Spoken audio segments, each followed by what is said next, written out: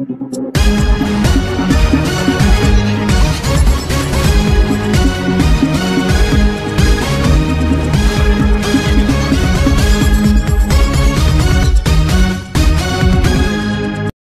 Welcome to B10 news. ముందుగా headlines.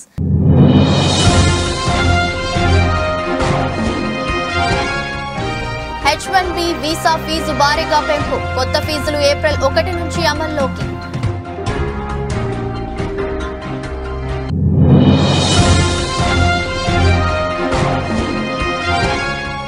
ఏపీకి ప్రత్యేక హోదా కోసం ఢిల్లీలో షర్మిల ధర్నా. పలు పార్టీల అధినేతలతో వరుస భేటీలు.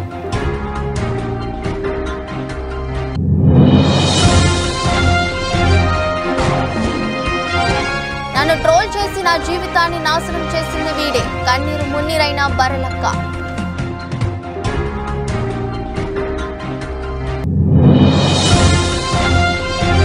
ప్రజాభవన్ ఎదుట ఆటోను తగులబెట్టుకున్న డ్రైవర్. మహిళలకు ఉచిత బస్సు ప్రయాణంతో ఉపాధి కోల్పోయామని గగ్గోలు పెడుతున్న ఆటో డ్రైవర్లు.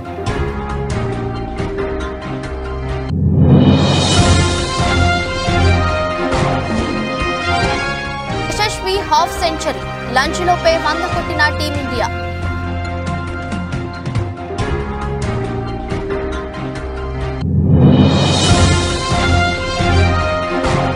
విశ్వంబరలో చిరంజీవి ఆట మొదలైంది. పోస్టర్ ని ఆవిష్కరించిన చిత్ర యూనిట్.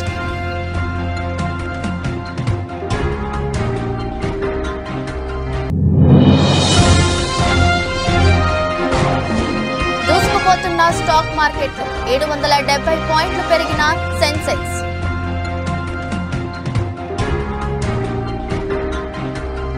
ఉద్యోగాలు, వ్యాపారాల కోసం అమెరికాకు వెళ్లాలని భావిస్తున్న వారికి ఆ దేశం పెద్ద షాక్ ఇచ్చింది. H1B, L1, EB5 లాంటి వివిధ కేటగిరీల వలసేతర వీసా ఫీజులను భారీగా పెంచుతున్నట్టు ప్రకటించింది. 2016 తర్వాత అమెరికా వీసా ఫీజులు పెరగటం ఇదే తొలిసారి. కొత్త వీసా ఫీజులు ఏప్రిల్ 1 నుంచి అమల్లోకి వస్తాయని బైడెన్ సర్కారు స్పష్టం చేసింది. అమెరికన్ కంపెనీలు సైద్ధాంతిక, సాంకేతిక నైపుణ్యం అవసరమైన వృత్తుల్లో నియమించుకునే విదేశీ ఉద్యోగులకు H1B వీసాలు జారీ చేశారు.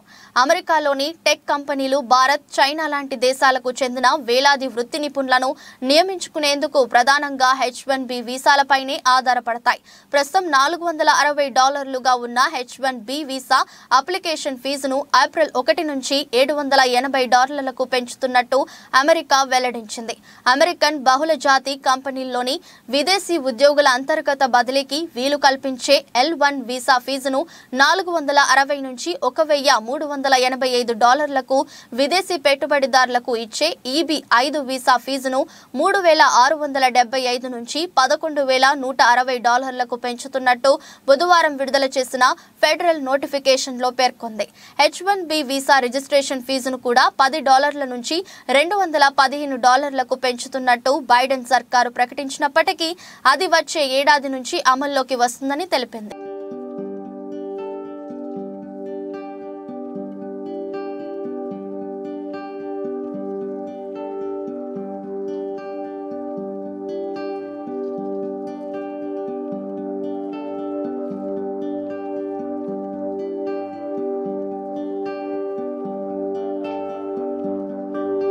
ఏపీ కాంగ్రెస్ అధ్యక్షురాలు వైఎస్ షర్మిల దూకుడు పెంచారు. ఏపీలో పార్టీ పగ్గాలు చేపట్టిన నాటి నుంచి పార్టీ శ్రేణుల్లో నూతనోత్సాహాన్ని నింపేందుకు షర్మిల ప్రయత్నిస్తున్నారు. ఇప్పటికే జిల్లాల వారీగా కాంగ్రెస్ పార్టీ సమీక్షలో పాల్గొన్న షర్మిల అధికార పార్టీ వైసీపీపై తీవ్ర స్థాయిలో విమర్శలు చేశారు. ముఖ్యంగా ప్రత్యేక హోదా, పోలవరం ప్రాజెక్టుల విభజన, చట్టంలోని హామీల అమలు వంటి అంశాలను ప్రధాన అస్త్రాలుగా మలుచుకుని కేంద్ర రాష్ట్ర ప్రభుత్వాలపై విరుచుకుపడుతున్నారు. తాజాగా ఏపీకి ప్రత్యేక హోదా, విభజన హామీల అమలుతో పాటు వైజాగ్ స్టీల్ ప్లాంట్ ప్రైవేటీకరణను వ్యతిరేకిస్తూ ఢిల్లీలో ధర్నా చేపట్టనున్నారు. ఏపీ భవన్ లో మధ్యాహ్నం 2 గంటల నుంచి సాయంత్రం 4 గంటల వరకు షర్మిల దీక్ష కొనసాగనుంది. ఈ దీక్షలో షర్మిలతో పాటు ఏపీ పార్టీ వ్యవహారాలు ఇన్ఛార్జ్ మాణిక్ ఠాకూర్ తో పాటు ఏపీ కాంగ్రెస్ పెద్దలు పాల్గొన్నారు. ఢిల్లీలో ధర్నాకు ముందు షర్మిల నేతృత్వంలో కాంగ్రెస్ పెద్దలు ఎన్సీపీ అధినేత శరద్ పవార్ ను కలిశారు. ఏపీకి ప్రత్యేక హోదా, విభజన హామీల అంశాన్ని, ఏపీ పరిస్థితులను శరద్ పవార్ దృష్టి దృష్టికి కాంగ్రెస్ నేతలు తీసుకెళ్లారు. పార్లమెంట్లో ఏపీకి ప్రత్యేక హోదా విభజన చట్టం హామీల అమలుపై ఎన్సీపీ తరపున పార్లమెంట్లో లేవనెత్తాలని శరద్ పవార్ ను షర్మిల కోరారు. అనంతరం డీఎంకే ఎంపీ తిరుచి శివను షర్మిల, ఏపీ కాంగ్రెస్ నేతలు కలిశారు. ఏపీకి ప్రత్యేక హోదా విభజన హామీల అమలు కోసం పార్లమెంట్లో డీఎంకే మద్దతును కాంగ్రెస్ నేతలు కోరారు. సోమవారం పార్లమెంట్లో ప్రత్యేక హోదా విభజన హామీల అమలు అంశాన్ని లేవనెత్తుతున్నానని తిరుచి శివ హామీ ఇచ్చినట్లు కాంగ్రెస్ నేతలు తెలిపారు. సిపిఎం ప్రధాన కార్యదర్శి సీతారాం ఏచూరిలను ఏపీ కాంగ్రెస్ నేతలు కలవనున్నారు. ఇవాళ చేపట్టనున్న ధర్నాకు మద్దతు కోరనున్నారు. మరోవైపు ధర్నా అనంతరం ఏఐసీసీ చీఫ్ ఖర్గేతో పాటు మరికొందరు జాతీయ నేతలను షర్మిలతో పాటు ఏపీ కాంగ్రెస్ నేతలు కలవనున్నారు.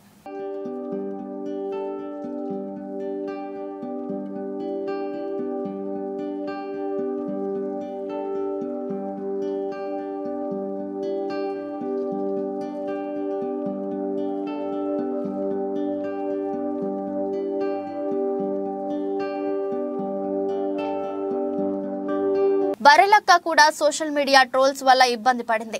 తెలంగాణ అసెంబ్లీ ఎన్నికల సమయంలో బర్రెలక్క పేరు మారుమ్రోగింది.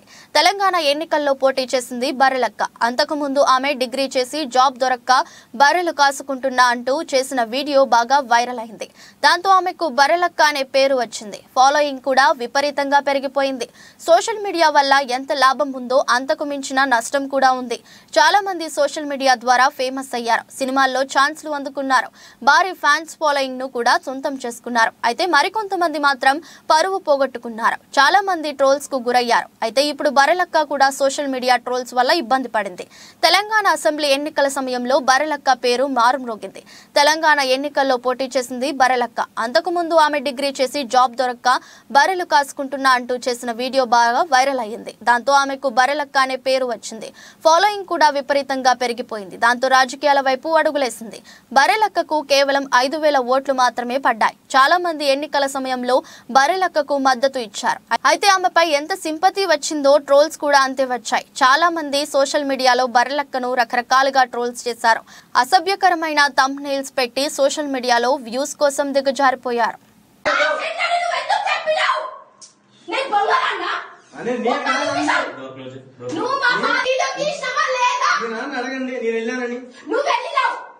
వీడియో చూపిరా, వీడియో చూపి చెంపగట్టి ఒక్కటి తట్టు. పోలీసులు అడుగురా, నేనేమంటున్నా, నేను వద్దనట్లే చెల్లె, తప్పు ఎవరిదైనా తప్పు. నేను అదే క్వశ్చన్ చేస్తున్నా.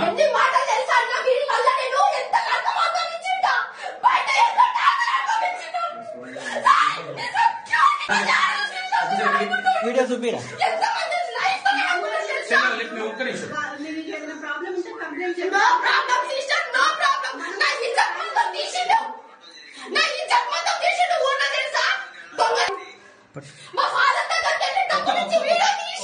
ఈ వీడియో ఏదో ఒకసారి చూద్దాము.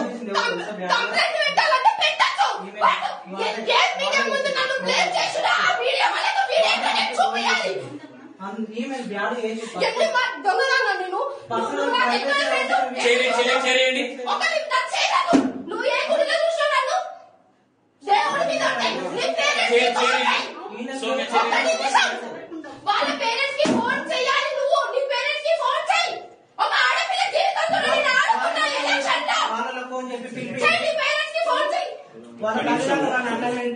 చెల్లె నేను మాట్లాడొచ్చు, పర్మిషన్ ఇస్తే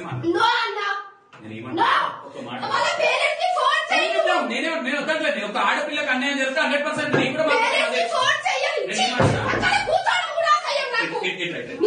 మహిళలకు ఉచిత బస్సు ప్రయాణంతో ఉపాధి కోల్పోయామని ఆటో డ్రైవర్లు గగ్గోలు పెడుతున్నా కాంగ్రెస్ ప్రభుత్వం నుంచి స్పందన రావడం లేదు. తమ బతుకులు రోడ్డున పడ్డాయని తమను ఆదుకోవాలని కోరినప్పటికీ స్పందన లేకపోవడంతో రాష్ట్ర వ్యాప్తంగా ఆటో డ్రైవర్లు ఆందోళనలు ఉధృతం చేస్తున్నారు. ఈ క్రమంలోనే ప్రభుత్వ తీరుతో కడుపు తరుక్కుపోయిన ఓ ఆటో డ్రైవర్ తీవ్ర నిర్ణయం తీసుకున్నాడు. తన బతుకు బండిని నడిపించే ఆటోకు నిప్పు పెట్టుకున్నాడు. గురువారం సాయంత్రం ప్రజాభవన్ వద్దకు వచ్చిన ఓ ఆటో డ్రైవర్ తన ఆటోను తగులబెట్టాడు. అక్కడే ఆందోళన చేపట్టాడు. ఇది గమనించిన పోలీసులు వెంటనే ఆటో డ్రైవర్ ను అదుపులోకి తీసుకున్నారు. ఆటోకు అంటుకున్న మంటలను ఆర్పే ప్రయత్నం చేశారు. దీనికి సంబంధించిన వీడియో ఇప్పుడు సోషల్ మీడియాలో వైరల్ గా మారింది. సదరు ఆటో డ్రైవర్ ను మహబూబ్ నగర్ కు చెందిన దేవ్లా పోలీసులు గుర్తించారు. మహిళలకు ఉచిత బస్సు ప్రయాణం కారణంగా కిరాయిలు దొరక్కపోవడంతో ఆర్థిక ఇబ్బందులు ఎదుర్కొంటున్నానని, అందుకే నిరసనగా తన ఆటోను తగలబెట్టినట్టుగా దేవ్లా వెల్లడించారు.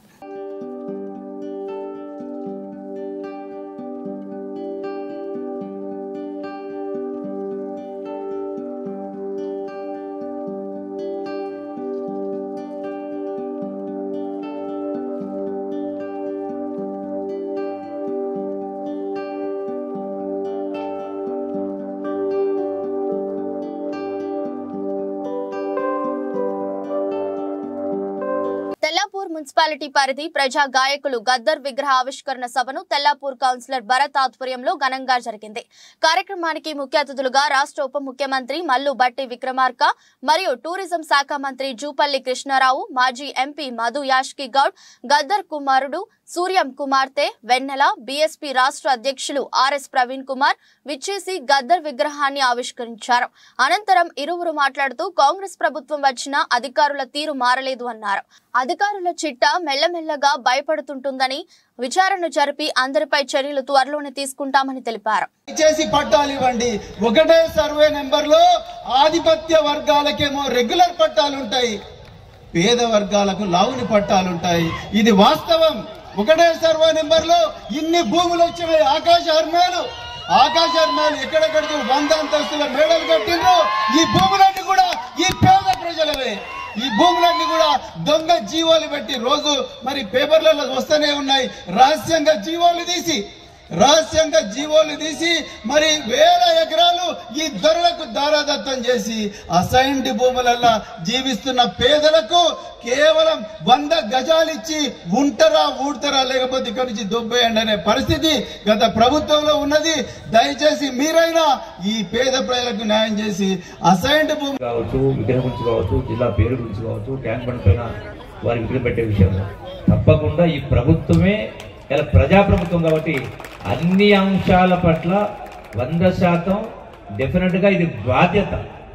ఎందుకంటే ఈ రోజున నిజమైనటువంటి నివాళి, గద్దరన్లకు నిజమైన నివాళి ఎప్పుడు వస్తుంది అంటే ఆయన ఆశయం నెరవేరినప్పుడు, ఆ ఆశయాలు నెరవేరినప్పుడు, కళ నెరవేరినప్పుడు. ఆ కళ ఎప్పుడు నెరవేరుతుంది అంటే యావత్ తెలంగాణ సమాజాన్ని సంఘటిత చేసి అందరి సమస్య పరిష్కారం కోసం, సమాజ స్థాపన కోసం విలువలు కావచ్చు, ఈనాడు సామాజిక రుగ్మతలు కావచ్చు, ఇవన్నీ కూడా పోవాలంటే ఆయన నాతో పాటు ఆదిలాబాద్ నుంచి ఖమ్మం వారి వయసు ఆరోగ్యం సహకరించకపోయినప్పటికి కూడా ఎండల్ని లెక్క చేయకుండా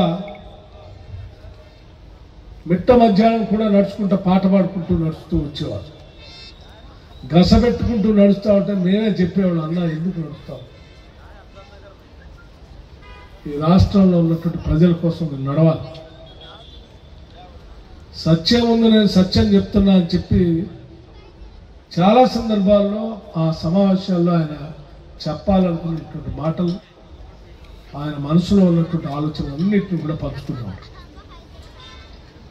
ఆ ఆలోచనలన్నింటినీ అమలు చేయటానికి ఇందిరమ్మ రాజ్యాంగం ఉన్నటువంటి కాంగ్రెస్ పార్టీ సిద్ధంగా ఉంది అని చెప్పడం కోసమే మేము ఆయన జయంతిని అధికారికంగా ప్రకటించడే కాదు, ఆయన పేరు మీద అవార్డు కూడా ప్రకటించాం. జగనన్న పాలనలో జరిగిన సంక్షేమాన్ని ప్రజలకు మరింత సవివరంగా తెలియజేసేందుకు ఎల్ఈడి లైట్లతో కూడిన ప్రచార రథాలను ప్రారంభించడం జరిగిందని తూర్పు గోదావరి జిల్లా వైఎస్ఆర్ కాంగ్రెస్ పార్టీ అధ్యక్షులు రాజానగరం శాసనసభ్యులు జక్కంపూడి రాజా పేర్కొన్నారు. రానున్న సార్వత్రిక ఎన్నికల సమయాత్తంలో భాగంగా రాజానగరం నియోజకవర్గానికి సంబంధించిన ప్రచారాలను రాజమహేంద్రవరం ఆంజనేయ స్వామి ఆలయంలో ప్రత్యేక పూజలు చేయించిన అనంతరం ఎమ్మెల్యే రాజా కొబ్బరికాయ కొట్టి ఎల్ఈడి వెహికల్స్ ను ప్రారంభించారు. ఈ సందర్భంగా ఎమ్మెల్యే జక్కంపూడి రాజా మాట్లాడుతూ గడిచిన 4.5 సంవత్సరాల కాలంలో రాజానగరం నియోజకవర్గంలో జరిగిన అభివృద్ధిని, సంక్షేమాన్ని ప్రజలకు తెలియజేయాలని ఉద్దేశంతోనే ఎల్ఈడి లైట్లతో కూడిన ప్రచార రథాలను వివిధ గ్రామాలలో తిరిగే విధంగా పలు జంక్షన్లలో వీడియోలను ప్రసారం చేయడం జరుగుతుందని తెలిపారు.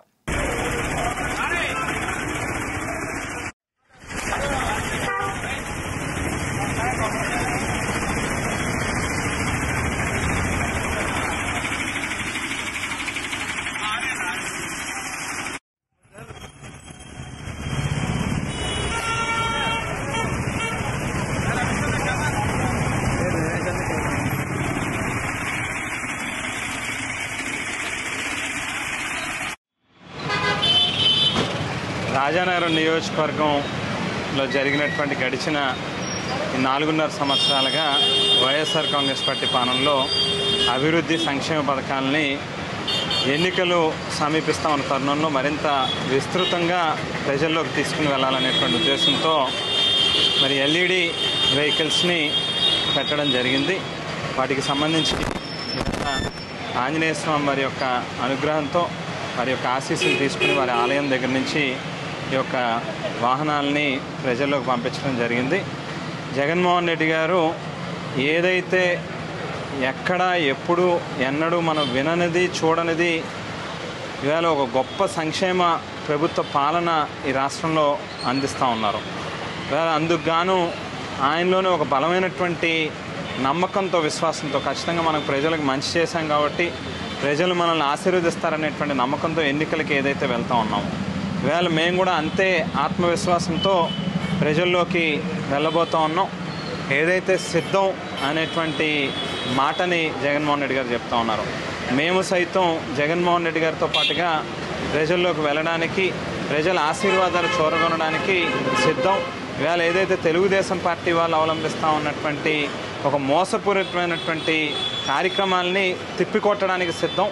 ఈ యొక్క కార్యక్రమాలని మరింత విస్తృతంగా తీసుకెళ్లడం కోసమే ఎల్ఈడి వెహికల్స్ని రాబోయేది మళ్లీ బీజేపీ ప్రభుత్వమేనని, పార్లమెంట్ ఎన్నికలలో 400 పైగా సీట్లు సాధించడం ఖాయమని, అందుకే వచ్చే పార్లమెంట్ ఎన్నికలలో బీఆర్ఎస్ కు ఓటేస్తే అది చెరువులో వేసినట్టేనని, టీఆర్ఎస్ నుండి బీఆర్ఎస్ ఏర్పడినప్పుడే తెలంగాణ ప్రజానికానికి బీఆర్ఎస్ పార్టీకి పేగుబంధం తెగిపోయిందని, అందుకే బీఆర్ఎస్ పార్టీకి ఓటు వేయొద్దని గతి స్థుతి లేని పార్టీ కాంగ్రెస్ పార్టీ అని, కాళేశ్వరం అవినీతిపై సిబిఐ విచారణ చేపట్టి అందరినీ జైలుకు పంపిస్తామని సీఎం రేవంత్ అంటే, మంత్రి ఉత్తమ్ కుమార్ కాళేశ్వరం మొత్తం కాకుండా L&T కంపెనీ చేసిన మేడిగడ్డ ప్రాజెక్టుపై విచారణ చేపట్టాలి అనడం సిగ్గుచేటని బీజేపీ రాష్ట్ర కార్యదర్శి దుబ్బాక నియోజకవర్గం మాజీ ఎమ్మెల్యే రఘునందన్ రావు అన్నారు.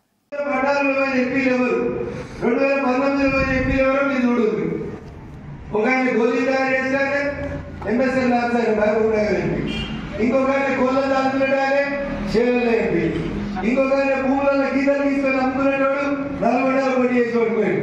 ఇంకొక బస్సులు పెట్టుకొని క్లీనర్ పని చేసేవాడు మెదక్కేరు పోయాడు. ఇట్లా ఒక్కొక్కడు ఒక్కొక్క వ్యాపారం పెంచుకున్నాడు తప్ప దీనికి 10 ఉంటే 20 బస్సులు చేస్తున్నాడు. వారికి 10 పోల్ట్రీలు ఉంటే 20 పోల్ట్రీలు అయినాయి. 3 MSL ల్యాబ్లు ఉంటే 10 MSL ల్యాబ్లు అయినాయి తప్ప వీళ్ళు ఎన్నడూ ప్రజల కోసం పార్లమెంట్ లో మాట్లాడలేదు. మాట్లాడిరా మరి ప్రజెంట్ దొంగలు వస్తావా?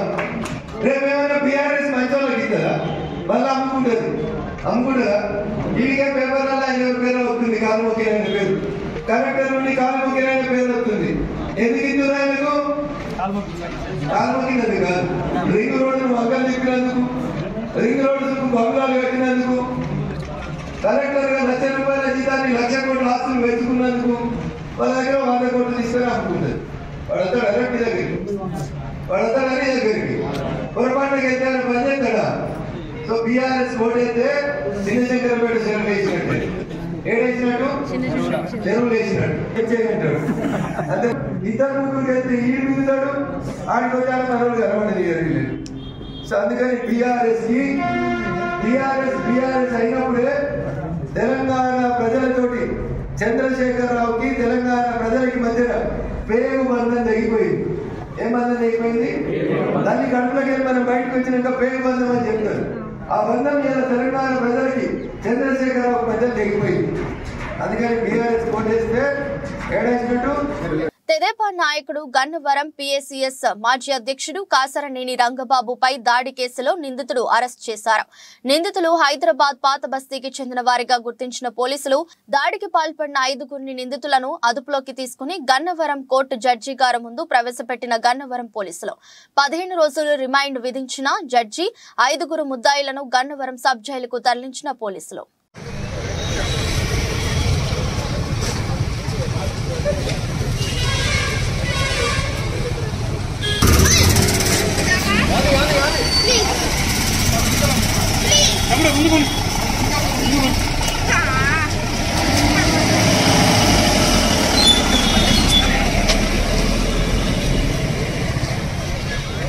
గూడూరు పరిసర ప్రాంతాలలో అనధికారికంగా వివిధ వాహనాల్లో తరలిస్తున్న 5,12,91,000 నగదును సీజ్ చేసిన పోలీసులు చిల్లకూరు జాతీయ రహదారిపై గూడూరు పట్టణం మరియు గూడూరు రూరల్ ప్రాంతాల్లో జరిపిన తనిఖీల్లో సరైన పత్రాలు లేని నగదును సీజ్ చేసిన పోలీసులు విజయవాడ నుండి చెన్నై వైపు తరలిస్తుండగా అదుపులోకి తీసుకున్న పోలీసులు మీడియా సమావేశంలో వివరాలు వెల్లడించిన డీఎస్పీ సూర్యనారాయణ రెడ్డి.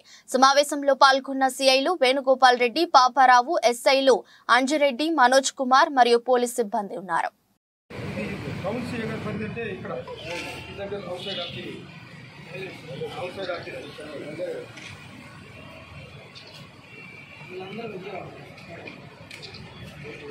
విజయవాడలో ఒకరెక్కారు, రాజమండ్రి కూడా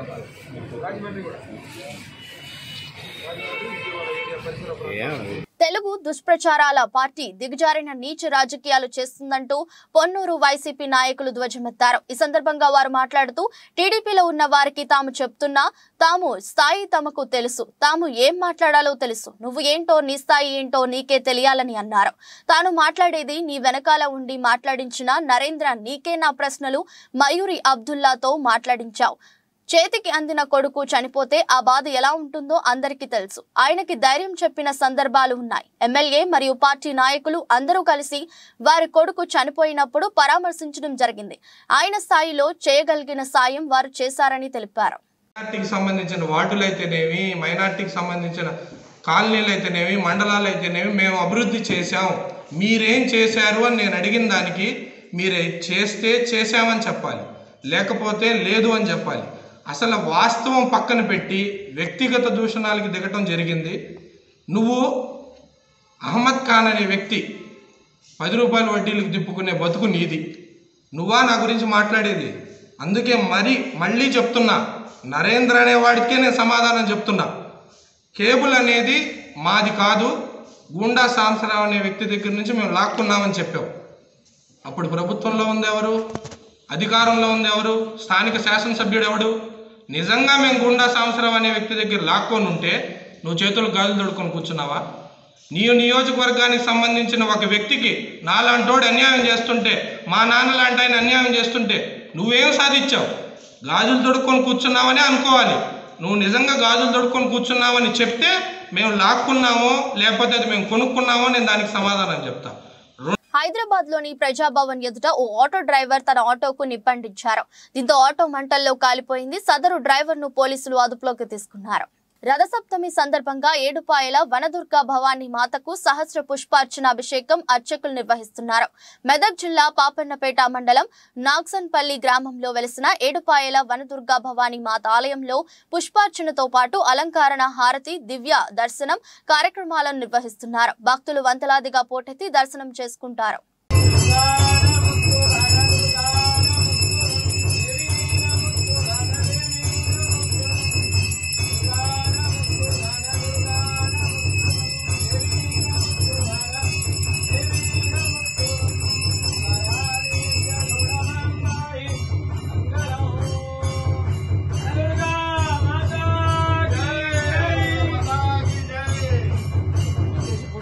ఉప్పల్ టెస్టులో హాఫ్ సెంచరీతో చెలరేగిన ఓపెనర్ యశస్వి జైస్వాల్ విశాఖపట్నం టెస్టులోనూ అర్ధశతకం సాధించాడు. ఇంగ్లాండ్ యువ స్పిన్నర్ గా యోషోబ్ బషీర్ బౌలింగ్ లో యశస్వి వరుసగా 6 4లు కొట్టి హాఫ్ సెంచరీ పూర్తి చేసుకున్నాడు. యశస్వి 89 బంతుల్లో 6 4లు, 1 సిక్సర్ తో వరుసగా రెండో 50 నమోదు చేశాడు.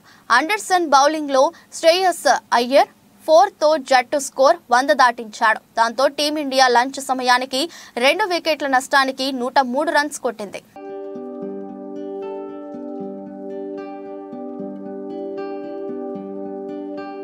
అగ్నిగోళం కారు మబ్బులు మధ్య చిరంజీవి మాయాలోకంలోకి అడుగు పెడుతున్న పోస్టర్ ని ఆవిష్కరించి విషయాన్ని చెప్పేశారు.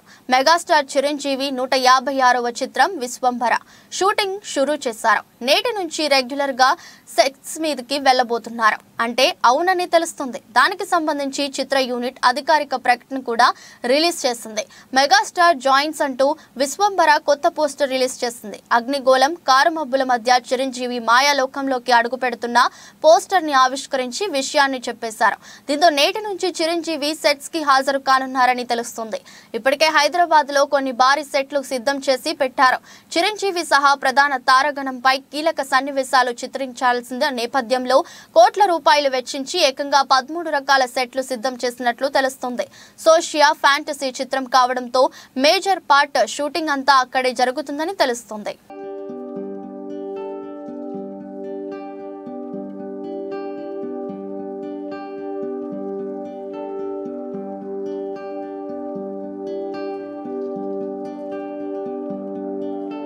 నిన్న నష్టాల్లో ముగిసిన దేశీయ స్టాక్ మార్కెట్లు ఈ రోజు దూసుకుపోతున్నాయి. ఈ ఉదయం లాభాల్లో ప్రారంభమైన మార్కెట్లు భారీ లాభాల్లో ట్రేడ్ అవుతున్నాయి. సెన్సెక్స్ 770 పాయింట్ల లాభంతో 72,415 వద్ద కొనసాగుతుంది. నిఫ్టీ 238 పాయింట్ల పెరిగి 21,935 వద్ద కొనసాగుతుంది. అన్ని సూచీలు లాభాల్లోనే ఉన్నాయి. Infra, oil and gas, energy, reality సూచీలు 2% పైగా లాభాల్లో కొనసాగుతున్నాయి. బిఎస్ఈ సెన్సెక్స్ లో మారుతి, టైటాన్, హిందుస్థాన్ యూనిలివర్ మినహా అన్ని స్టాకులు లాభాల్లో ఉన్నాయి. పవర్ గ్రిడ్ కార్పొరేషన్, ఇన్ఫోసిస్ షేర్లు 2% పైగా, tech Mahindra, ICICI bank, TCS, Tata steel కంపెనీల షేర్లు 1.5% పైగా లాభాలను నమోదు చేశాయి. అమెరికా మార్కెట్లు లాభాలతో ముగియడం, ఆసియా పసిఫిక్ ప్రధాన మార్కెట్లు సానుకూలంగా ట్రేడ్ అవుతుండటం మన ఇన్వెస్టర్ల సెంటిమెంట్ ను బలపరిచింది. దీంతో మదుపరులు కొనుగోళ్లకు మెగ్గు చూపుతున్నారు.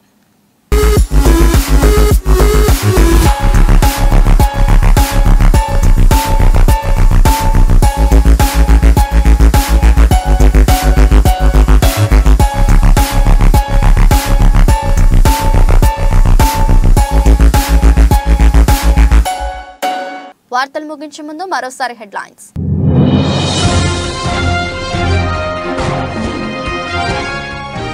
H1B వీసా ఫీజు భారీగా పెంపు. కొత్త ఫీజులు ఏప్రిల్ 1 నుంచి అమల్లోకి.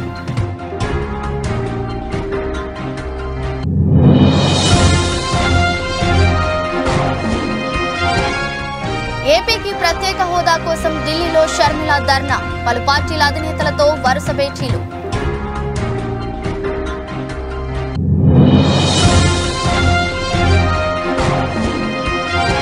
నన్ను ట్రోల్ చేసి నా జీవితాన్ని నాశనం చేసింది వీడే. కన్నీరు మున్నీరైన Barrelakka.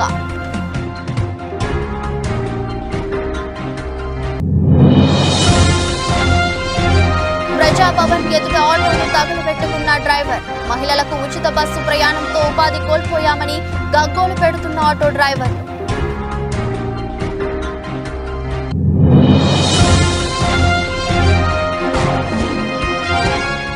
Yashasvi half century. Lunch లోపే 100 కొట్టిన టీమిండియా.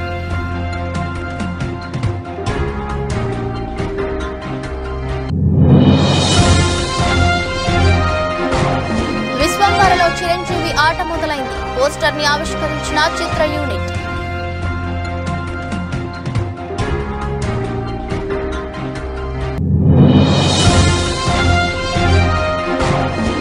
దూసుకుపోతున్న స్టాక్ మార్కెట్లు. 770 పాయింట్లు పెరిగిన సెన్సెక్స్.